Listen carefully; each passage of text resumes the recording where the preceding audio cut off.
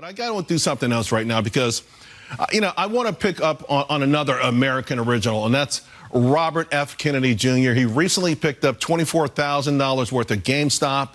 He says it's to sow support for APE retail. And it's the same thing I did a couple of years ago, right?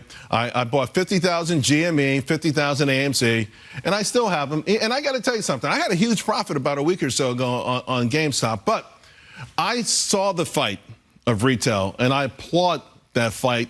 I applauded it then, I applaud it now. And I know, hey, put it this way, folks.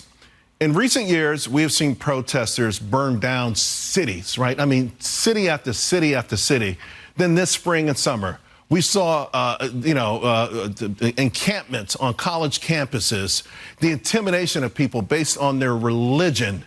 And in both instances, you had both of these protests were being supported. They were being supported in some cases by the highest office in the land.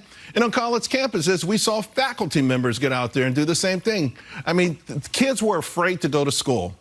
So the APE community is also protesting, and they're revolting, but they're doing it with their own money.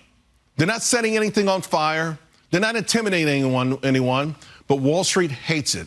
Wall Street and all the other cheerleaders in the financial media for these large hedge funds, they hate it.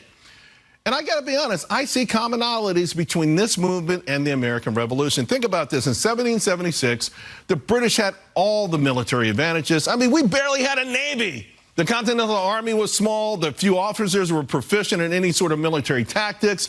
There was no discipline. Listen, it was just a ragtag army and really no navy. The British, of course, had everything when it came to the battlefield. Same thing financially. They had all of the advantages financially. They were much better positioned while the American colonists had trouble raising money, right? I mean, the odds, if there were odds makers back then, odds would have been 100 to 1. King George prevails by the knockout in the first round. So today I see today's hedge managers arguably as powerful as the British were back then.